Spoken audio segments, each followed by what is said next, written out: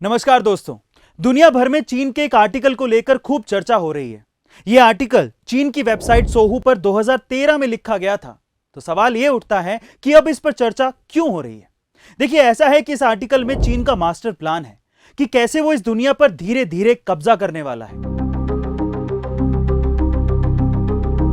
यहां गाइस, इस आर्टिकल में कहा गया है कि चीन 2025 तक ताइवान पर कब्जा कर लेगा और ऐसा होते दिख भी रहा है।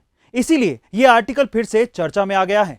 चीन का यह प्लान सिर्फ ताइवान के कब्जे पर जाकर खत्म नहीं होगा, बल्कि इस आर्टिकल के मुताबिक चीन 2030 तक वियतनाम और फिलीपींस जैसे देशों को हराकर दक्षिण चीन सागर पर पूरी तरह से कब्जा जमा लेगा।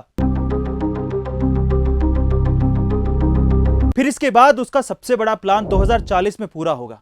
यह प्लान भारत के अरुणाचल प्रदेश पर हमला करके उसे तिब्बत का हिस्सा बनाने का है। अब क्या है यह प्लान, क्या है चीन का मंसूबा और क्या अरुणाचल प्रदेश सच में खतरे में है, जानेंगे मेरे यानी कि अरविंद अरोड़ा के साथ deep analysis with A two में। तो चलिए सबसे पहले समझते हैं चीन का अरुणाचल प्लान। देखिए, चीन अरुणाचल प्रदेश को तिब्बत का दक्षिणी हिस्सा मानता है और चीन इस आर्टिकल के मुताबिक भारत को कई अलगाववादी आंदोलनों में धकेल देने का प्लान बना रहा है ताकि भारत का अरुणाचल प्रदेश से फोकस पूरी तरीके से हट जाए और इस मौके का फायदा उठाकर चीन अरुणाचल प्रदेश पर हमला करके उस पर कब्जा कर ले।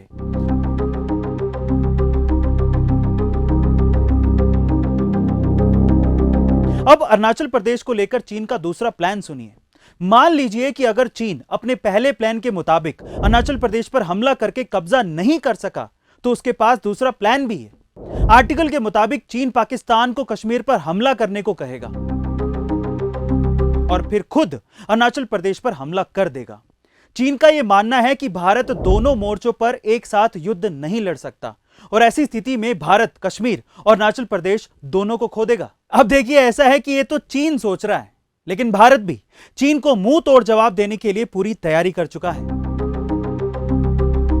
भारत ने हाल ही में रशिया से S-400 जैसे डिफेंस सिस्टम को खरीदा है, जो कि चीन की मिसाइलों को हवा में ही नेस्तनाबूद करने के लिए तैयार है।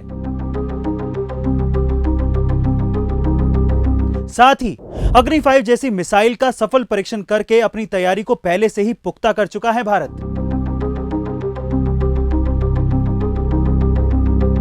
अगर चीन ने आंख उठाने की कोशिश की तो जवाबदेही भी चीन की ही होगी। गाइस, आपको क्या लगता है कि चीन अपने इरादों में कामयाब हो पाएगा? कमेंट सेक्शन में जरूर लिखिएगा और आगे कौन से टॉपिक्स पर आप मुझसे डीप एनालिसिस चाहते हैं, यह भी मुझे बताइएगा। मिलते हैं अगले डीप एनालिसिस में। Thank you so much.